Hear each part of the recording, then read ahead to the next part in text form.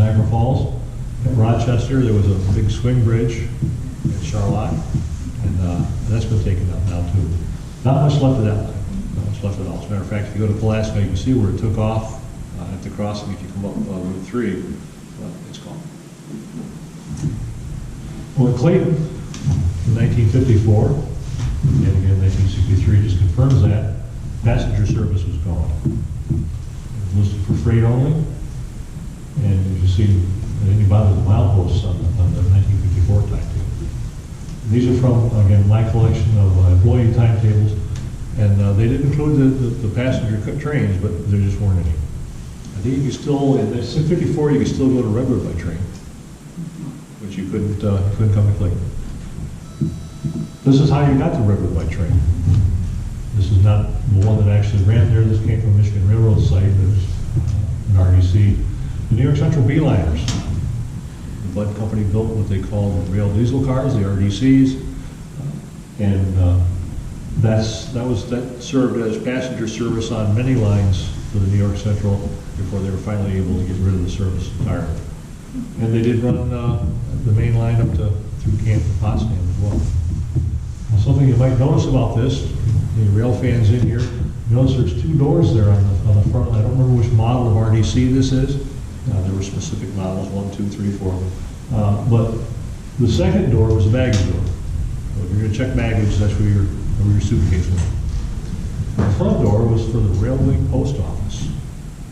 And that little thing hanging off the side there was so they could pick up mail on the fly as they passed through a town. They hung up on a special hook.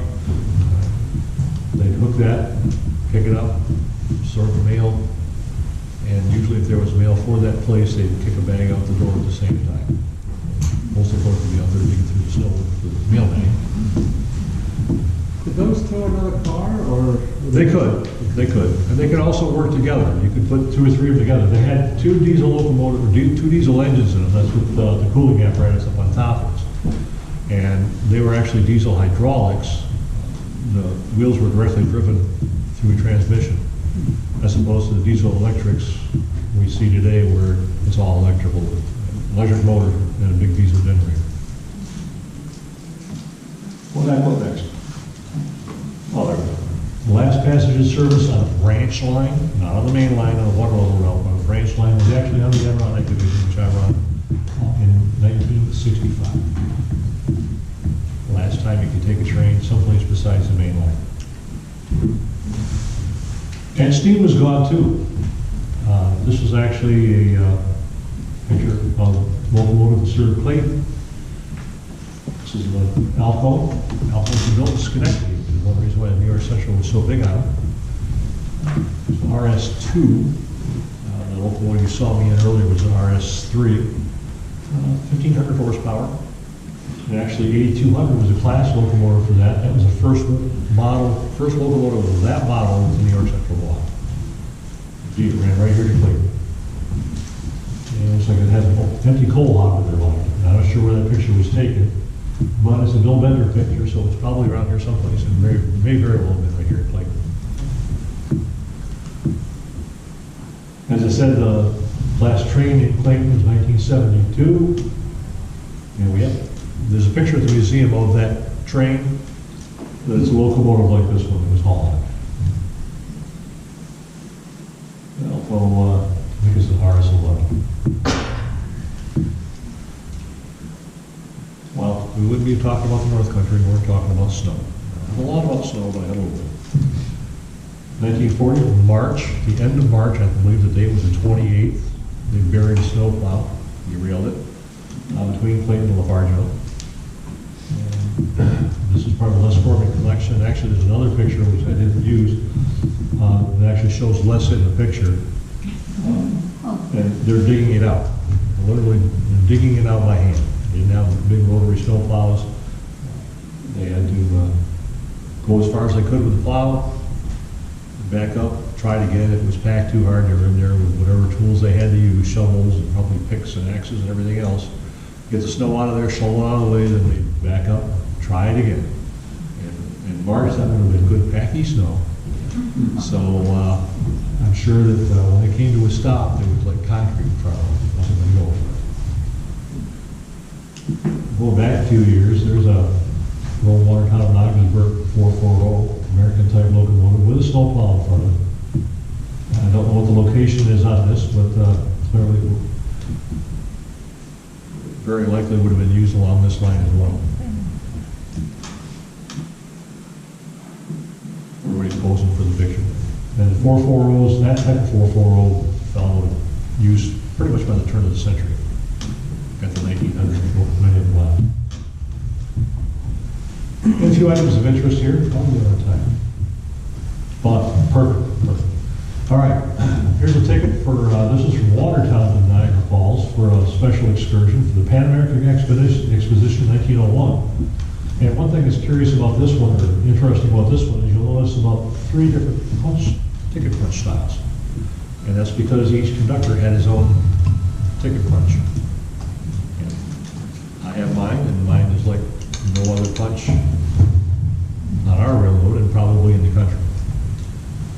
The red tickets, I believe, were probably for if you got on at a flag stop, the conductor sold you a ticket, and that's probably what he gave you.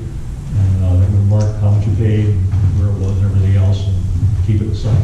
The one at the bottom is interesting because somebody made a trip between Clayton and Lafargeville, and I can't tell which way they were going. On March 4th, 1899, the fare between Clayton and Lafargeville was 22 cents.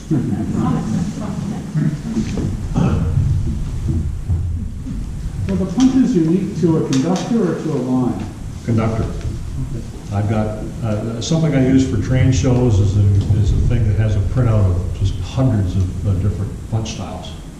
You know, I've had this one since I was in 5th grade. I use it on my paper roll. Hated it then because I had to sprint and squeeze it. But yeah, I have, several of our folks have got punches on the railroad on the Adirondack, and all of our punches are different. I can show you mine. If you've got a program, I can punch your program for you. You see what it looks like. Other stuff that went on here, this was in the rail yard at Clayton. I don't recognize the buildings in the background, maybe somebody else does. But they were having a horse sale. Very likely those horses came in by rail. And I'm sure all the local farmers showed up to get the horse, get a horse if they needed one. Going through and you know, looking a horse in the mouth, making sure it's what you want it to be, checking the hood and everything else. So there it was. And I don't have a date on it. Talk about railroad archaeology, I won't be too long with this, but there's lots of signs of railroads around. You just have to know where to look for them, know what to look for, and have an idea what was going on. Tree lines, cuts, fills, buildings. How many, anybody remember this? Okay. This was shortly before I moved up here, so I don't remember this. But yeah, it was there, and nowadays you drive through there and never know it even existed. You can kind of tell, you see the fill behind Lions field, and you can kind of tell that there was something there, but unless you know what you're looking for, where do you go? And the hidden railroad landmarks. The fill behind Lions Field. A lot of people don't realize why that hill is back. The tree line east of Lafargeville on Route 411, where this line crossed coming in. If you know what you're looking for, you can see where it comes across. Pearl Street Road between Fort Drum and Watertown, you can see where the line that ran from Watertown over to Calcium crossed. Again, no other evidence aside from there's a tree line. The roadbed of the Carthage, Watertown, Sackets Harbor, the billboard just south of exit 45 on the east side, that's on the roadbed of that railroad. And that ran from basically the yard over to Sackets Harbor clearing. And you run down Route 12 or Route 12E between Cape Vincent and Watertown, and you'll see all the fills, cuts, bridges. A lot of that stuff is still quite visible. Many of it was used not that long ago. And you can, if you go through Redwood, you can find portions of that. Right by the post office, you can see it. I live there. Sure.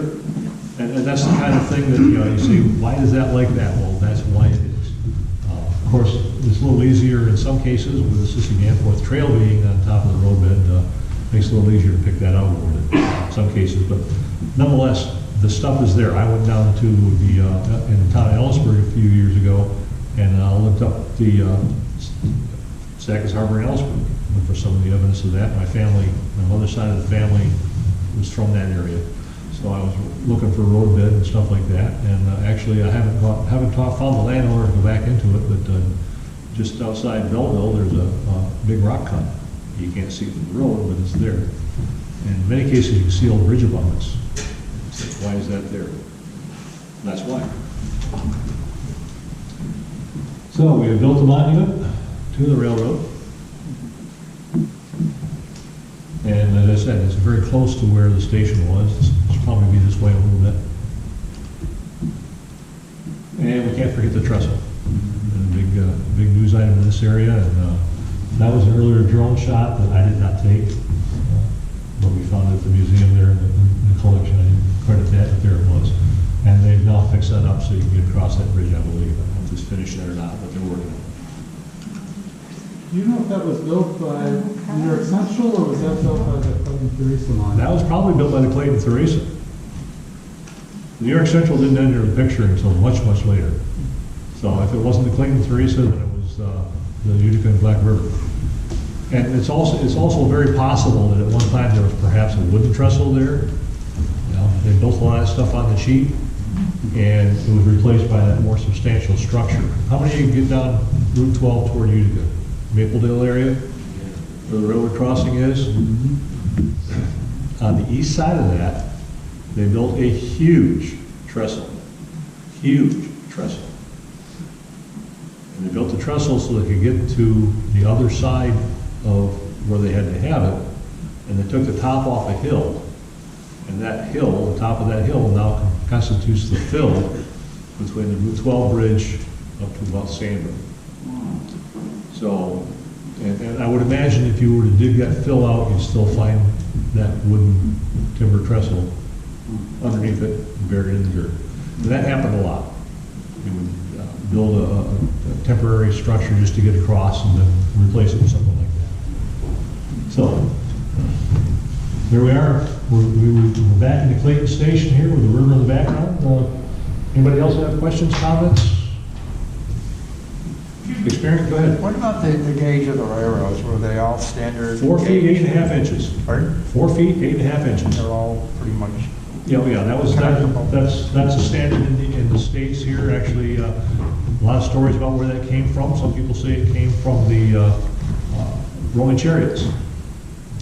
They would wear grooves in the road and rock and stuff like that, which leads to the somewhat interesting observation that the gauge of the American railroad, a lot of railroads, 4 feet, 8.5 inches, is the width of 2 horses' rear ends. So there you go. You take that one back and laugh a little bit too. Yeah, there is a story in one of the books I've got about a railroad that they discovered that the gauge was a little bit wide, and we're talking, an inch, whatever. And the president of that little railroad was talking to the president of like the New York Central or the High Monkey Muck there, and the High Monkey Muck pointed out, you've got an issue here with the gauge. Well, your railroad will be longer than ours, but ours is wider. So there were wider gauge. The Erie Railroad built to 6 feet. There's also the narrow gauge. Not think there's very much up in this area unless it was special industrial. You go to Maine, there's 2.5, 3 feet. I was going to ask, I don't know if it's an opinion that you would share, but George Pullman had President Grant up in 1872. Yeah. Clayton opened in 1873. Was it coincidental, or did George Pullman have a lot of sway on that line coming to Clayton? Going back to Hungerford's book, that is discussed, and it's suggested in there that the fact that Pullman did bring Grant up here made this area known more than anything else. Now word spreads out about from everybody, and that's why you're seeing private Pullmans pulling into Clayton, and people getting on steamers and going out to their private islands, Pullman's Island, and others. So, that visit apparently had an awful lot to do with what Clayton became as a tourist destination. As a historian, I've often wondered, it takes years for something to happen. It doesn't happen overnight. So I'm wondering if the railroad plans coming into Clayton were set in place years before President Grant visited the area. And I don't remember the year, it's in Huckmer's book. Yeah, 1872 Yeah, so- was the visit. Yeah, the plans for building a railroad here were clearly well before that. The fact that they were able to come all the way by rail is significant, and that just made the appeal that much better. So a little side note along that line though, because the railroad was there. One of the stories I tell in the Adirondack is we're off the little Racket Lake in the Adirondacks. Okay, there was a railroad that ran from Carter Station, north of Old Forge, to Racket Lake. You can see parts of the road as you get on Route 28. And the train wreck point is what's train wreck point all about? They told on. Some people were killed. But one of the people that built that was Collis Huntington. If you know anything about railroad history, you know that Collis Huntington was one of the big four who built the Central Pacific, the first transcontinental. And the Union Pacific and the Central Pacific, they got together at Promontory Point. Well, he had a place up on one of the lakes, as did a number of other big names. And he apparently was, according to Fairy Tale Railroad, Harry Harder, he was sitting on a keg of nails on a boat, making their way up whatever river they had to go up, whatever waterway, to get up to the point where he could get to his great camp. And he said, here I am, a captain of industry, built all these railroads, and I'm sitting on a keg of nails to get to my camp. So he and several other people, there were actually some logging railroads involved as well. They used the tracks for it. And so that's where they built it. Now, the other story is that his wife told him that if she couldn't go by rail, she wasn't going to the Great Camp. So, believe whichever story you want to believe. Yes? Who owned the property or the rail bed that the tracks were on? Was it owned by the railroad, or was it leased from the individual property owners? How did, who? Yes. Yes. Yes. In many cases, the railroad flat out owned